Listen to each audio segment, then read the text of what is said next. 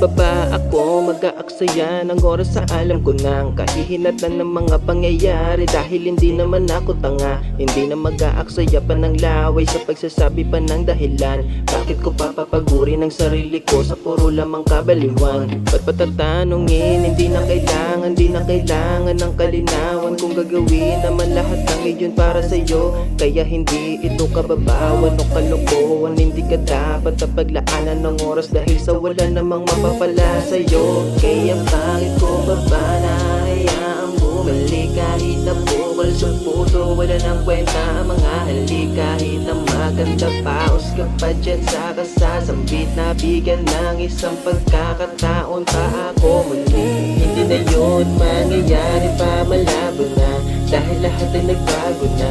Basta naisip ko pang mag-isa kesa kasama ka. Lahat ng satin nilabura na at lahat wala ng tsansa.